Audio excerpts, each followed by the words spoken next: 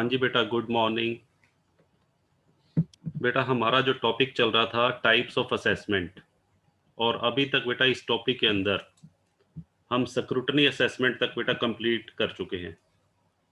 Last की बेटा 3 classes में हमने सेल्फ असेसमेंट, समरी असेसमेंट और स्क्रूटनी असेसमेंट को बेटा कवर किया था। आज की क्लास में बेटा हम बात करने वाले हैं बेस्ट जजमेंट असेसमेंट क्या होता है, जिसका बेटा सेक्शन है 144। तो चलिए बेटा स्टार्ट करते हैं इसे। तो सबसे पहले बेटा हमें पता होना चाहिए कि बेस्ट जजमेंट असेसमेंट क्या है।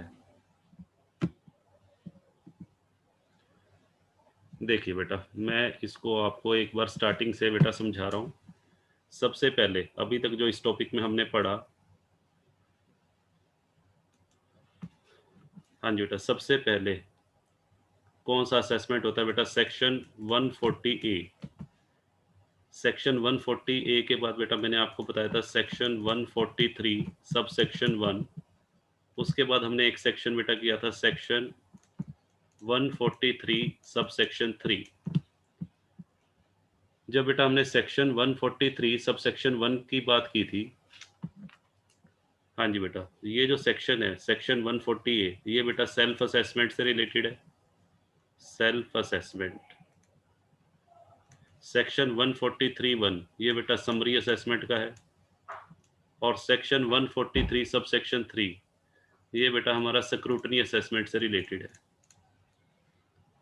सेल्फ असेसमेंट में बेटा क्या होता है, इसमें ITR bye the assessee himself. जब ITR असेसी बेटा खुद फिल करता है अपनी इनकम को, वो उसमें डिक्लेयर करता है और टैक्स लायबिलिटी की पेमेंट करता है, उसे हम क्या बोलते हैं, सेल्फ असेसमेंट। फिर बेटा हमने सेक्शन 143(1) किया, जिसमें असेसी बेटा जो ITR फाइल करता है, असेसी के द्वारा जो ITR फाइल की जाती है उसको इनकम टैक्स डिपार्टमेंट उसकी चेकिंग करता है, प्रीलिमिनरी चेकिंग, जिसको हम बेटा क्या बोलते हैं, प्रीलिमिनरी चेकिंग। जिसके अंदर ना तो बेटा असेसी से पूछताछ की जाती है, ना ही किसी तरह का कोई एविडेंस प्रोड्यूस करने के लिए उसे बोला जाता है। ठीक है जी। समरी असेसमेंट के अंदर बेटा असेसी के खिलाफ किसी भी तरह की कोई इंक्वायरी भी नहीं करवाई जाती और ना ही उससे किसी तरह का कोई एविडेंस मांगा जाता है, इसलिए इसको समरी असेसमेंट बोलते हैं। सेक्शन 143(1). इसका बेटा मैंने एक नाम और भी बताया था, summary assessment is also known as provisional assessment. हाँ जी बेटा, इसे प्रोविजनल असेसमेंट भी बोलते हैं। उसके बाद बेटा हमने सेक्शन 143 सब सेक्शन 3, जिसमें हमने बात की थी स्क्रूटनी असेसमेंट। स्क्रूटनी का मतलब बेटा क्या होता है, जांच। स्क्रूटनी असेसमेंट में मैंने आपको बताया था, इसके अंदर असेसी की जो ITR की डिटेल्ड एग्जामिनेशन की जाती है। Detailed examination of ITR। Generally जिन लोगों के ऊपर, जिन टैक्स पेयर्स के ऊपर इनकम टैक्स डिपार्टमेंट को बेटा डाउट होता है कि वो अपनी इनकम की तुलना में उनका जो टैक्स लायबिलिटी है वो बेटा कम है, वो टैक्स की चोरी करते हैं, तो ऐसे करदाताओं के खिलाफ जनरली स्क्रूटनी असेसमेंट की जाती है। डिटेल्ड एग्जामिनेशन ऑफ ITR, इसके अंदर मैंने बताया था, इसके अंदर असेसी को एविडेंस प्रोड्यूस करने पड़ेंगे। हाँ जी बेटा, और उसके अगेंस्ट बेटा इंक्वायरी भी करवाई जाएगी। ठीक है जी। ये बेटा हमने बात की थी स्क्रूटनी असेसमेंट में। स्क्रूटनी असेसमेंट किसके द्वारा की जाती है, बाय इनकम टैक्स डिपार्टमेंट। ये तो बेटा बाय असेसी, ये कौन करेगा बेटा, income tax department. Section 143 sub section 3 ये भी बेटा कौन करेगा, इनकम टैक्स डिपार्टमेंट। चलिए, आज की क्लास में बेटा हमने बात करनी है सेक्शन 144 की। तो सेक्शन 144 बेटा क्या कहता है, सेक्शन 144 बेटा है बेस्ट जजमेंट असेसमेंट।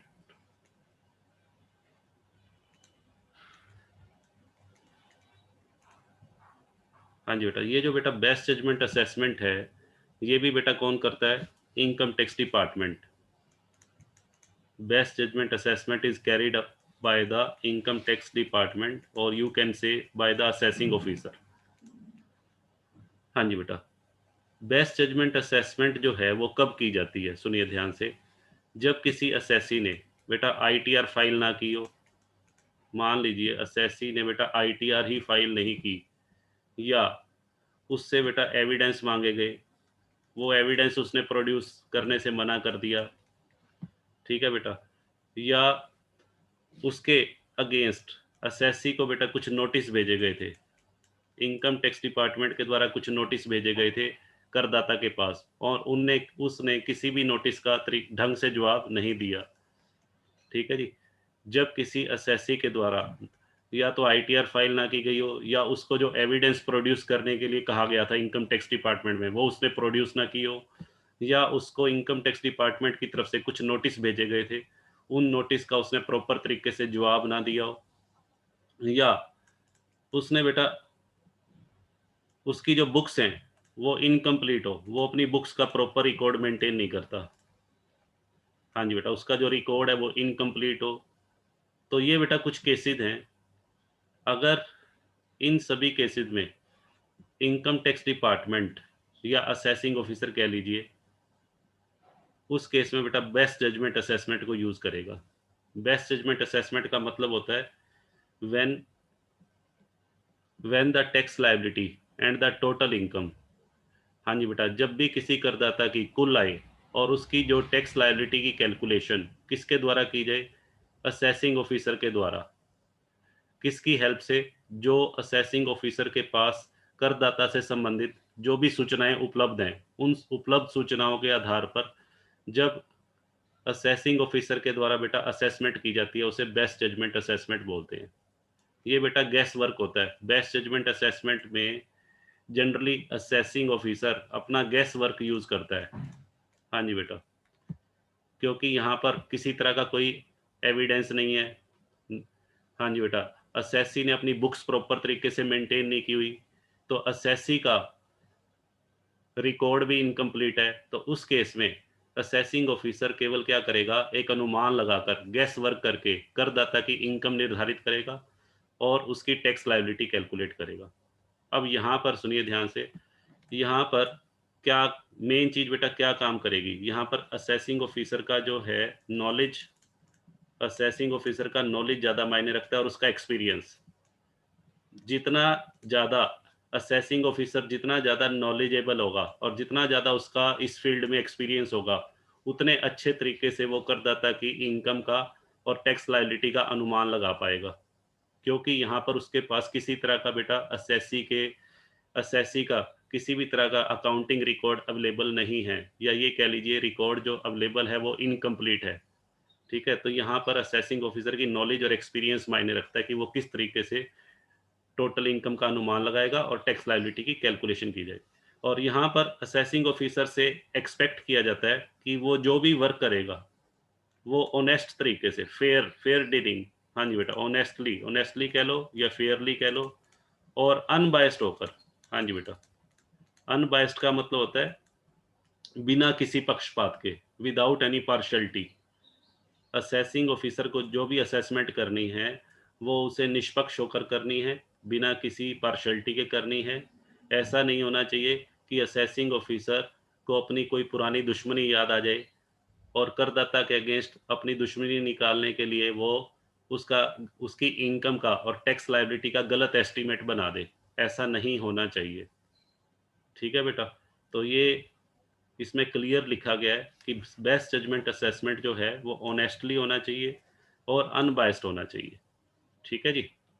तो इसको बेटा लिखना कैसे है, अब उसकी चर्चा करते हैं। देखिए,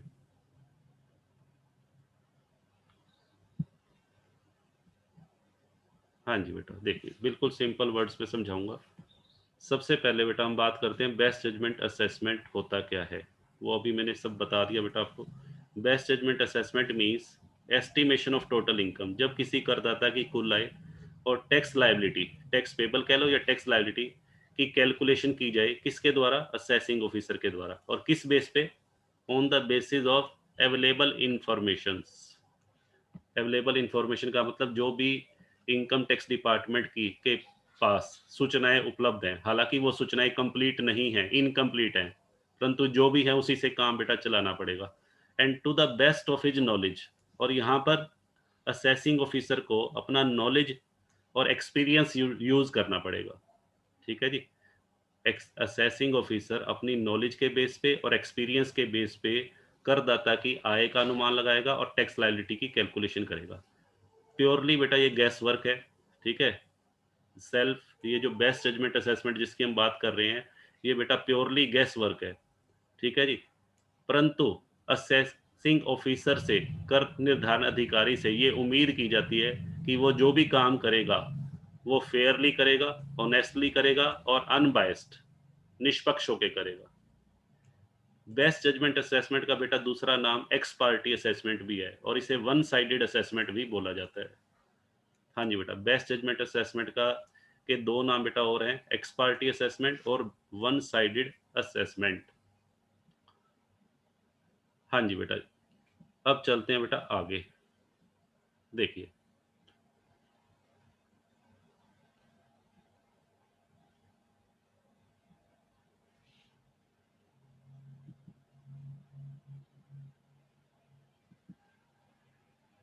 अब बेटा इसके भी आगे सुनिए ध्यान से। बेस्ट जजमेंट असेसमेंट की बेटा दो टाइप्स हैं। बेस्ट जजमेंट असेसमेंट की दो टाइप्स कौन सी हैं बेटा? डिस्क्रिशनरी और कंपल्सरी। कंपल्सरी का मतलब, हाँ जी बेटा, जब बेस्ट जजमेंट असेसमेंट को कंप्लीट करना असेसिंग ऑफिसर के अपने हाथ में हो, असेसिंग ऑफिसर की अपनी खुद की इच्छा पे निर्भर करता हो, तो उसे बेटा बोलते हैं डिस्क्रिशनरी।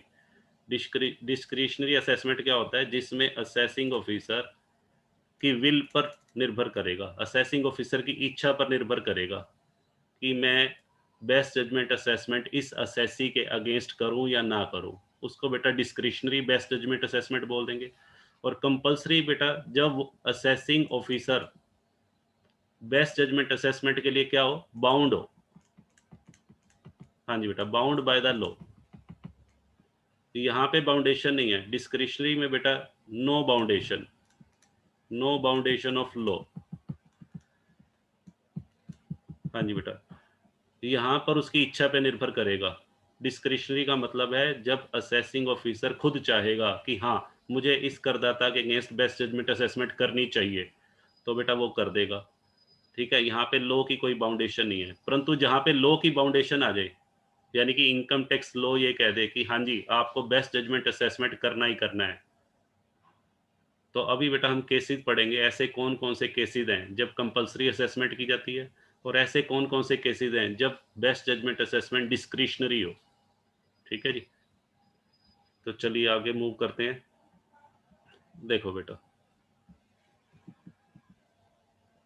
यहाँ पर बेस्ट जजमेंट असेसमेंट की बेटा दो टाइप्स के बारे में हम चर्चा करने वाले हैं। सबसे पहली compulsory. Compulsory best judgement assessment बेटा कौन करता है? Assessing officer. और ये कब कब करना जरूरी है? हाँ जी बेटा, कब कब income tax department assessing officer को बाउंड कर देगा कि उसे ये असेसमेंट करनी ही करनी है, ऐसे कौन कौन से केसेस हैं? सबसे पहला केस, हाँ जी बेटा, in case of non cooperation on the part of assessee. हाँ जी बेटा, सुनिए ध्यान से। जब इनकम टैक्स डिपार्टमेंट ने करदाता के खिलाफ कोई इंक्वायरी करवानी चाहिए, यदि इनकम टैक्स डिपार्टमेंट करदाता के खिलाफ किसी भी तरह की कोई इंक्वायरी करवाना चाहता है और उस इंक्वायरी में करदाता ने अपना सहयोग ना दिया हो, ठीक है जी, तो उस केस में इनकम टैक्स डिपार्टमेंट उस करदाता के खिलाफ बेस्ट जजमेंट असेसमेंट का नोटिस निकाल सकता है। हाँ जी बेटा, दूसरा, जब इनकम टैक्स डिपार्टमेंट ने करदाता से कुछ सूचनाएं मांगी हो और वो उन सूचनाओं को इनकम टैक्स डिपार्टमेंट को ना दे पाया हो। हाँ जी बेटा, इनकम टैक्स डिपार्टमेंट ने करदाता से पिछले 3 सालों का रिकॉर्ड मांगा, अकाउंटिंग रिकॉर्ड, पिछले 3 सालों की आईटीआर का रिकॉर्ड मांगा, बट वो उपलब्ध नहीं करवा पाया, तो ऐसे केस में बेटा बेस्ट जजमेंट असेसमेंट की जा सकती है।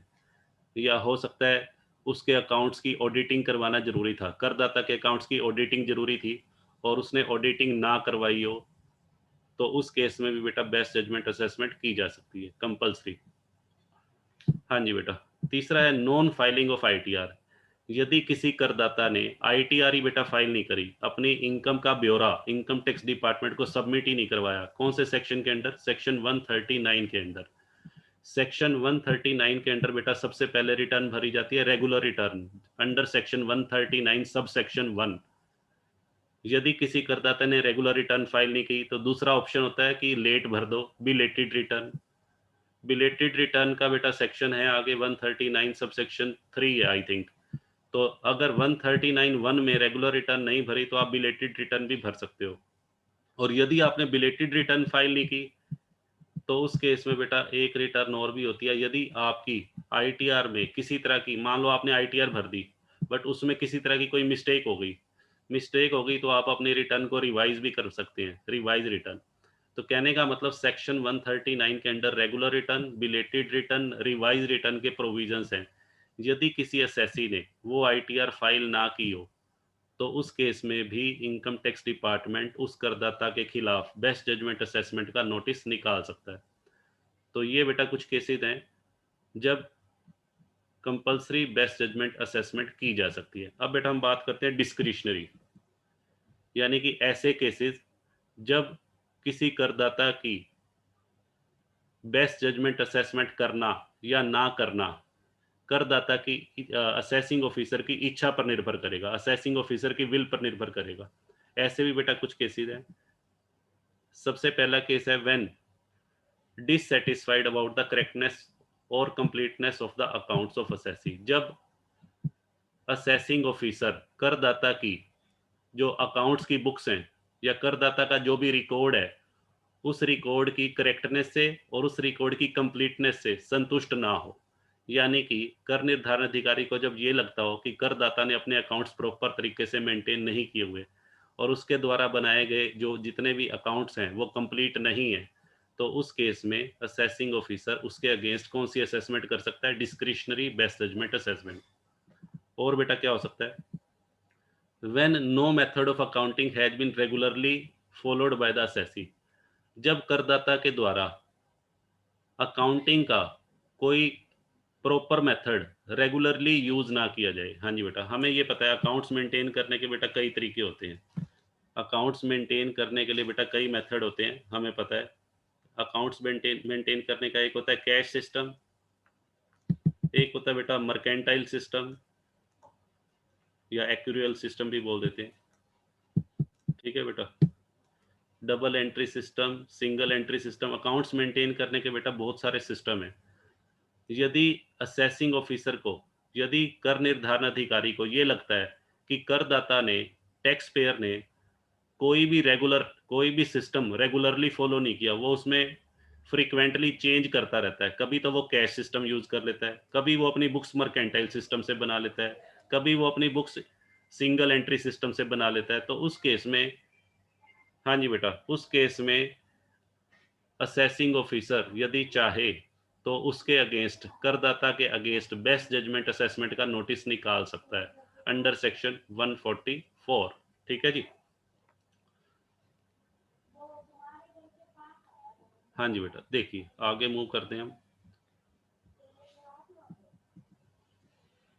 हाँ जी बेटा, ऐसे कौन कौन से डिफॉल्ट्स हैं? हाँ जी बेटा, अभी हम बात कर रहे थे ऐसे कौन कौन से डिफॉल्ट्स हैं जिनकी वजह से कंपलसरी बेस्ट जजमेंट असेसमेंट की जरूरत पड़ सकती है। हाँ जी बेटा, defaults that may result in compulsory best judgement assessment. सबसे पहला,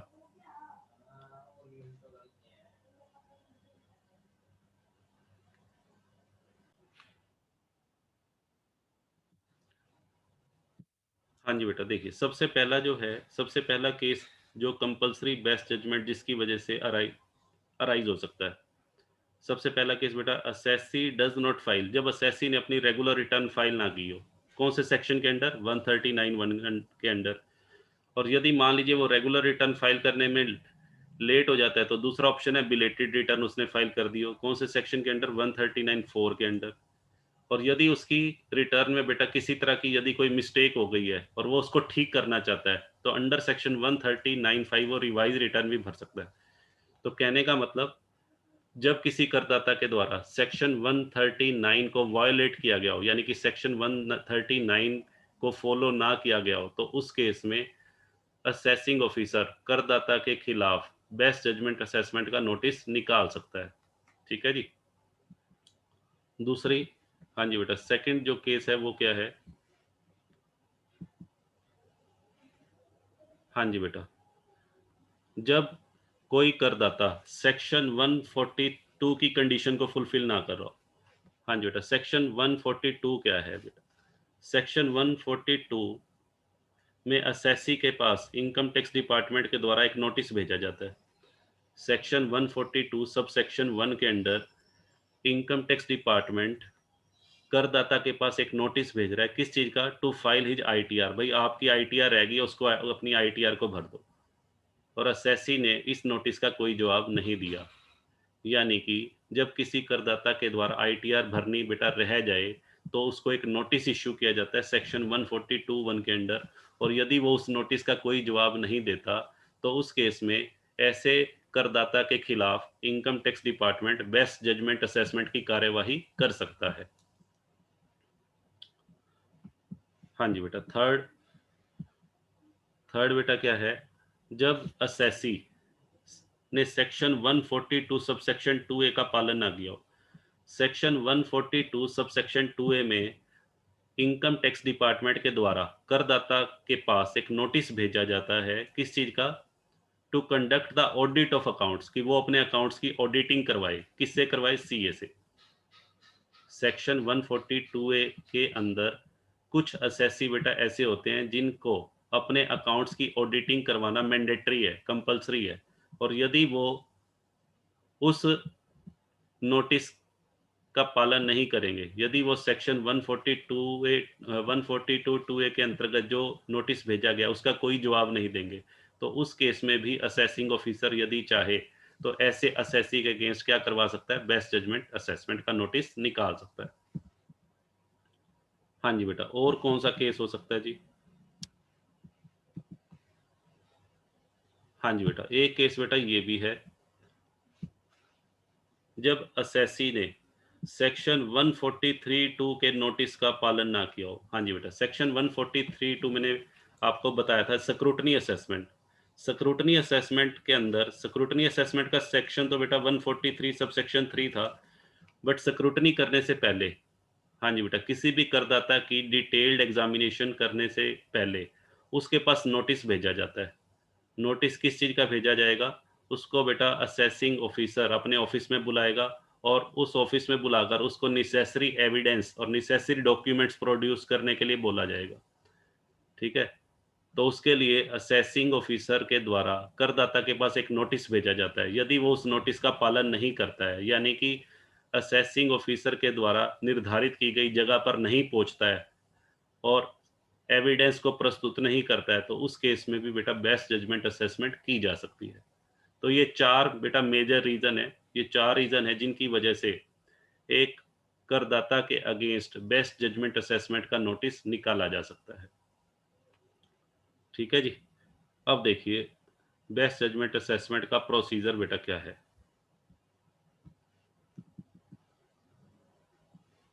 हाँ जी बेटा, सबसे पहला स्टेप बेटा जो बेस्ट जजमेंट असेसमेंट में है, देखिए क्या कहता है। सबसे पहले बेटा क्या कहता है? Assessing officer will serve a notice. Compulsory best judgement assessment में भी बेटा एक नोटिस इश्यू किया जाएगा, किसके अगेंस्ट?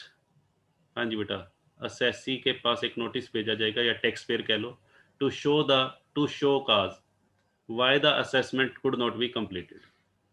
हाँ जी बेटा, सबसे पहले क्या होगा? इनकम टैक्स डिपार्टमेंट की तरफ से टैक्स पेयर के पास एक नोटिस भेजा जाएगा और उससे कारण पूछा जाएगा, भाई आपकी जो असेसमेंट है अभी तक कंप्लीट क्यों नहीं हुई? क्यों अभी तक आपने सेल्फ असेसमेंट या समरी असेसमेंट या स्क्रूटनी असेसमेंट के अंडर जो भी आपको नोटिस भेजे गए थे, अभी तक आपने उसका जवाब क्यों नहीं भेजा? ठीक है? तो सबसे पहले उससे क्या मांगा जाएगा बेटा? Show cause. भाई अपना रीज़न बताओ। शो काज का मतलब होता है उससे क्या पूछा जा रहा है? रीज़न पूछा जा रहा है। भाई आपके आपके पास हमने इतने सारे नोटिस भेजे हैं, आपने उन नोटिसों को इग्नोर क्यों किया है? आपने उसका पालन क्यों नहीं किया? ठीक है? उसके बाद बेटा क्या होगा? उसके बाद बेटा असेसिंग ऑफिसर को यदि ये लगता है कि टैक्स पेयर के द्वारा जो रीज़न बताया गया है, टैक्स पेयर ने जो रीज़न बताया उससे वो सैटिस्फाइड नहीं है, ठीक है। टैक्स पेयर ने बेटा रीज़न बता दिया, भाई इस वजह से मैंने असेसमेंट कंप्लीट नहीं की, उसके बावजूद भी असेसिंग ऑफिसर उसके आंसर से सैटिस्फाई अगर नहीं है, तो उस केस में हाँ जी बेटा, यदि असेसिंग ऑफिसर चाहे, तो वो बेस्ट जजमेंट असेसमेंट का नोटिस निकाल सकता है। कौन से सेक्शन के अंडर? 144 के अंडर। अब ये ध्यान रखना, ये वाला नोटिस बेटा देना ज़रूरी है। अगर ये नोटिस इश्यू नहीं करेंगे, तो बेस्ट जजमेंट असेसमेंट नहीं किया जा सकता। बेस्ट जजमेंट असेसमेंट को इनवैलिड माना जाएगा अगर नोटिस इश्यू नहीं किया जाएगा। कौन सा नोटिस? Show cause notice. हाँ जी बेटा, उसके बाद क्या होगा सुनिए। उसके बाद बेटा असेसिंग ऑफिसर क्या करेगा? हाँ जी बेटा, असेसिंग ऑफिसर करदाता की टोटल इनकम का अनुमान लगाएगा। ठीक है, अनुमान लगाएगा on the basis of his knowledge and on the basis of his experience and on the basis of history of assessee. करदाता की हिस्ट्री को ध्यान में रखते हुए, करदाता और अपना नॉलेज और एक्सपीरियंस इस्तेमाल करते हुए वो असेसी की टोटल इनकम निर्धारित करेगा। या हो सकता है कि टोटल इनकम की बजाय बेटा टोटल लॉस भी आ सकता है, जरूरी नहीं है कि कार्यवाही के दौरान इनकम ही निकलेगी। To the best of his knowledge. ठीक है बेटा, उसके लिए वो अपना जजमेंट या एक्सपीरियंस जो भी है, अनुभव, उसको इस्तेमाल करेगा। और करदाता की जो भी टैक्स लायबिलिटी बनती है, वो टैक्स लायबिलिटी भी बेटा कैलकुलेट की जाएगी। हाँ जी बेटा, उसके बाद क्या आएगा? Fourth step. हाँ जी बेटा, उसके बाद बेस्ट जजमेंट असेसमेंट का बेटा ऑर्डर पास किया जाएगा। असेसिंग ऑफिसर ने इनकम का एस्टीमेट लगा लिया और टैक्स लायबिलिटी भी कैलकुलेट कर ली। टैक्स लायबिलिटी कैलकुलेट करने के बाद ऑर्डर पास किया जाएगा। ऑर्डर किस चीज़ का बेटा हो सकता है? टैक्स लायबिलिटी का भी हो सकता है और बेटा रिफंड भी आ सकता है। और वो ऑर्डर जो पास किया जाएगा वो रिटन फॉर्म में होना चाहिए, ये ध्यान रखना, ओरल फॉर्म में नहीं, रिटन फॉर्म में। ठीक है, यहाँ पे ये भी ध्यान रखना है कि ऑर्डर बेटा जरूरी नहीं है कि टैक्स लायबिलिटी का ही हो, रिफंड का ऑर्डर भी बेटा हो सकता है। बट इस तरह के मामलों में बेटा ज़्यादातर 99% केसेस में टैक्स लायबिलिटी ही बनती है। ठीक है जी, चलिए।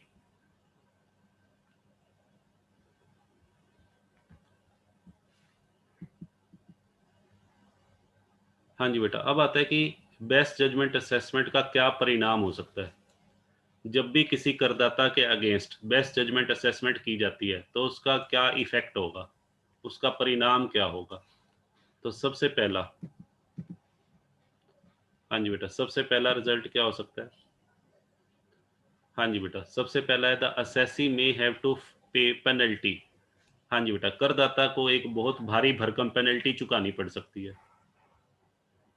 पेनल्टी बेटा क्यों? क्योंकि यहाँ पे देखो, उसने इनकम टैक्स डिपार्टमेंट की कोई भी बात नहीं मानी। इनकम टैक्स डिपार्टमेंट में उसने पहले तो आईटीआर ही नहीं भरी। आईटीआर भरी, अगर आईटीआर भरी भी है, तो उसके खिलाफ इनकम टैक्स डिपार्टमेंट ने जो जो नोटिस निकाले थे, उन नोटिसों का उसने जवाब नहीं दिया प्रॉपर तरीके से।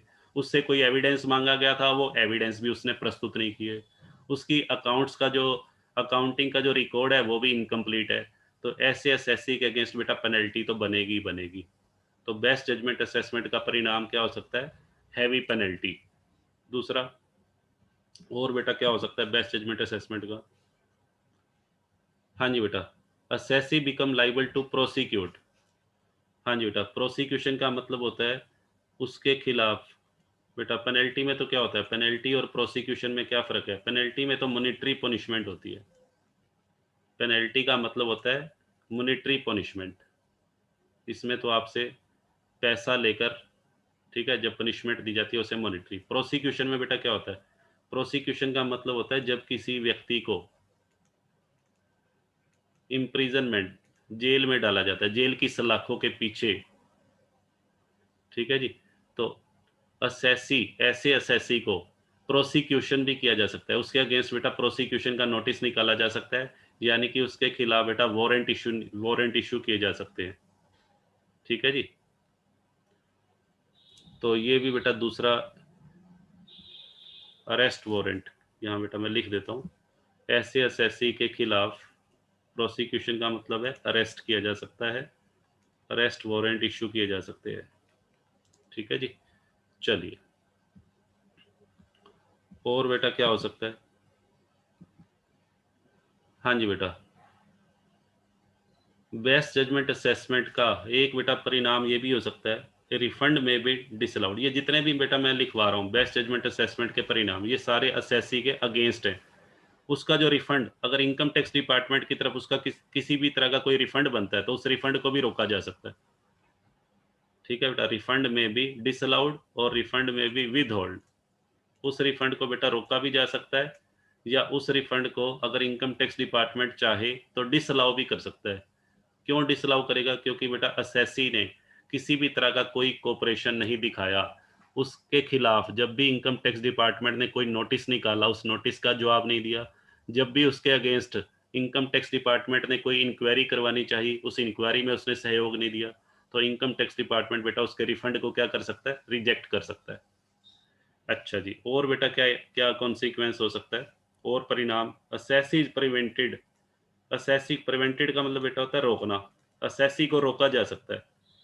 किस चीज के लिए रोका जा सकता है? From bringing on record any new fact before the appellate authority if an appeal is filed against best judgement assessment regarding the amount of assess. हाँ जी बेटा, इस लाइन को ध्यान से समझिए, फोर्थ पॉइंट को बेटा ध्यान से समझिए। मान लीजिए ये बेटा कोई असेसी है, मिस्टर एक्स। ठीक है जी, मिस्टर एक्स के अगेंस्ट इनकम टैक्स डिपार्टमेंट ने बेटा क्या कर दी? असेसमेंट कर दी। कौन सी? Best judgement. मिस्टर एक्स ने अपनी आईटीआर तो भरी नहीं, तो इनकम टैक्स डिपार्टमेंट ने कहा चलो मैं ही आपकी इनकम निकाल लेता हूँ, मैं ही आपकी इनकम का अनुमान लगाकर और आपसे टैक्स ले लेता हूँ। तो मिस्टर एक्स ने बेटा क्या किया?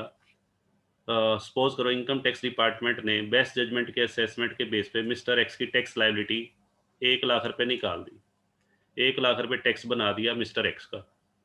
और मिस्टर एक्स बेटा इस डिसीजन से सेटिस्फाइड नहीं है। मिस्टर एक्स को लगता है कि बेस्ट जजमेंट असेसमेंट के थ्रू मेरे ऊपर जो टैक्स लगाया गया है वो रीजनेबल है, अनरीजनेबल है। ठीक है जी, अनरीजनेबल लग रहा है उसको ये टैक्स, अनुचित लग रहा है।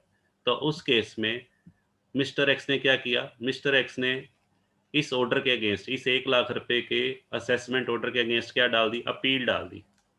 कोर्ट में बेटा याचिका दायर कर दी। अपील आपको पता है कैसे डाली जाती है? कमिश्नर के यहाँ, अपीलेट ट्रिब्यूनल के यहाँ।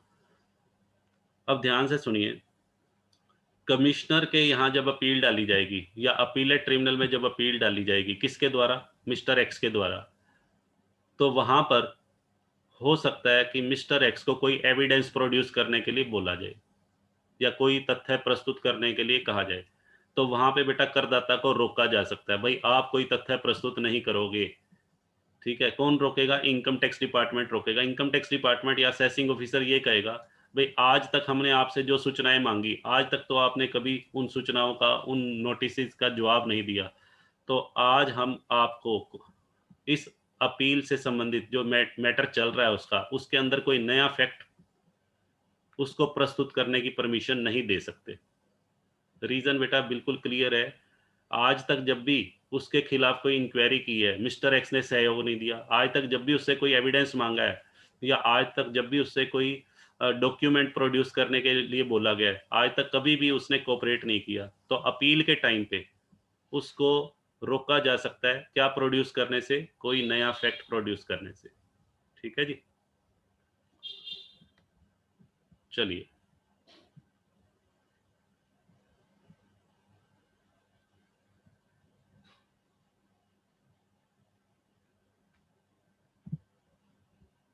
हाँ जी बेटा, आगे बढ़ते हैं। अब आता है remedy against best judgement assessment. हाँ जी बेटा, अब बात करते हैं कि यदि बेस्ट जजमेंट असेसमेंट के अंतर्गत इनकम टैक्स डिपार्टमेंट के द्वारा करदाता को जो भी ऑर्डर सुनाया जाएगा, क्या उसके खिलाफ करदाता कहीं पे जा सकता है? कहने का मतलब, यदि बेस्ट जजमेंट असेसमेंट के अंतर्गत जो ऑर्डर पास किया गया है, यदि उससे करदाता अपने आप को पीड़ित महसूस करता है, तो क्या उस डिसीजन के अगेंस्ट करदाता कहीं पर याचिका दायर कर सकता है या नहीं? तो आंसर इज यस बेटा, वो मूव कर सकता है। कहाँ कहाँ जा सकता है? सुनिए ध्यान से। सबसे पहले बेटा वो अपील फाइल कर सकता है। हाँ जी बेटा, अपील जनरली कब फाइल की जाती है? हाँ जी बेटा, यदि असेसी को ऐसा लगता है कि उसके ऊपर जरूरत से ज्यादा टैक्स लगा दिया गया है। किसके अंडर? बेस्ट जजमेंट असेसमेंट के अंडर। तो उस केस में बेटा उसको राइट है अपील का। अपील बेटा वो कहाँ फाइल कर सकता है? सेम, पहली अपील कमिश्नर के यहाँ डाल सकता है, दूसरी अपील बेटा वो ट्रिब्यूनल में, अपीलेट ट्रिब्यूनल के पास जा सकता है। और यदि अपीलेट ट्रिब्यूनल के ऑर्डर से भी संतुष्ट नहीं है और उस केस के अंदर क्वेश्चन ऑफ लॉ इन्वॉल्व है, कानूनी प्रश्न चिन्ह इन्वॉल्व है, तो बेटा वो हाई कोर्ट में जा सकता है। हाई कोर्ट में जाने के लिए बट कंडीशन होती है बेटा, क्वेश्चन ऑफ लॉ इन्वॉल्व होना चाहिए। क्वेश्चन ऑफ लॉ क्या होता है ये मैं आपकी प्रीवियस क्लासेस में आपको बता चुका हूँ, ठीक है। यदि उस केस के अंदर क्वेश्चन ऑफ लॉ इन्वॉल्व नहीं है, क्वेश्चन ऑफ फैक्ट है, तो उस केस में अपीलेट ट्रिब्यूनल के द्वारा दिया गया निर्णय अंतिम निर्णय माना जाता है, ठीक है जी। परंतु उस केस के अंदर यदि क्वेश्चन ऑफ लॉ इन्वॉल्व है तो अपीलेट ट्रिब्यूनल के द्वारा दिए गए निर्णय को भी बेटा चैलेंज किया जा सकता है। कहाँ पर चैलेंज किया जा सकता है? हाई कोर्ट में। और यदि हाई कोर्ट में अगर कोई मामला चला जाता है और उससे भी आप सेटिस्फाई नहीं हो तो बेटा आप सुप्रीम कोर्ट में भी जा सकते हो, ठीक है। और एक बेटा आता है may apply to the commissioner, revision के लिए आप अप्लाई कर सकते हो। हाँ जी बेटा, एक मैंने आपको टॉपिक करवाया था revision under section 264। Under section 264 यदि आप रिवीजन के लिए अप्लाई करना चाहते हो, यदि आप ये चाहते हो कि मेरे अगेंस्ट जो ऑर्डर पास किया गया उसको रिव्यू किया जाए, दोबारा से देखा जाए, कमिश्नर के द्वारा उसकी जांच की जाए और दोबारा से फैसला सुनाया जाए, आपको ये लग रहा है कि बेस्ट जजमेंट असेसमेंट के अंतर्गत पास किया गया ऑर्डर गलत है, इरोनियस है, या रॉन्ग है, तो उस केस में आप सेक्शन 264 के अंडर बेटा रिवीजन के लिए अप्लाई करवा के करके और अपने उस ऑर्डर को चेंज करवा सकते हो। तो यहाँ पे बेटा दो ऑप्शन है, filing of appeal and the revision, ठीक है। तो ऐसा एसएससी के पास बेटा ये ऑप्शन अवेलेबल है, ठीक है। चलिए आगे मूव करते हैं हम। अब आता है जी टाइम लिमिट। हाँ जी बेटा, सेक्शन 144 के अंदर बेस्ट जजमेंट असेसमेंट की बेटा जो टाइम लिमिट है वो सेम है जो मैंने आपको स्क्रूटनी असेसमेंट में बताई थी अंडर सेक्शन 143 सब सेक्शन 3। कहने का मतलब किसी भी करदाता के अगेंस्ट इनकम टैक्स डिपार्टमेंट के द्वारा जो बेस्ट जजमेंट असेसमेंट की जाती है उसके लिए बेटा जो अभी एट प्रेजेंट जो टाइम लिमिट है वो ये चल रही है विद इन 12 मंथ्स। कौन से असेसमेंट ईयर के लिए? 19-20 और 19-20 के आगे जितने भी असेसमेंट ईयर है उनके लिए 12 महीने का समय बेटा है। 12 महीने कहाँ से? From the end of assessment year, जिस साल में आईटीआर फाइल की गई है उस साल के एंड से 12 महीने के अंदर अंदर, ठीक है जी, बेस्ट जजमेंट असेसमेंट की जा सकती है। और पहले ये कितने की थी? पहले 18-19 असेसमेंट ईयर में बेटा ये जो टाइम लिमिट थी 18 महीने की थी, और उससे पहले जितने भी ईयर थे उसमें 21 मंथ थी। इस टाइम पीरियड को अब बेटा रिड्यूस कर दिया गया, पहले 21 महीने थी, फिर 21 से 18 कर दिया, और 18 के बाद बेटा अब 12 महीने। यानी कि हर हाल में इनकम टैक्स डिपार्टमेंट को अपनी जो असेसमेंट है बेस्ट जजमेंट असेसमेंट वो 12 महीने के अंदर हर हाल में कंप्लीट करनी होगी, ठीक है बेटा। तो ये था बेस्ट जजमेंट असेसमेंट के बारे में बेटा सारी बातें। तो आज का जो लेक्चर है बेटा इसके अच्छे तरीके से नोट्स बना लेना, इसको अपनी कॉपी में लिख लेना, एग्जाम पॉइंट ऑफ व्यू से बेटा वेरी वेरी इंपॉर्टेंट है ये। कई बार अकेला क्वेश्चन आ जाता है, what do you mean by best judgement assessment, ठीक है जी, पूरा 15 नंबर का क्वेश्चन बेटा इस पर आ सकता है, ठीक है। तो सारा मटेरियल बेटा लिख देना।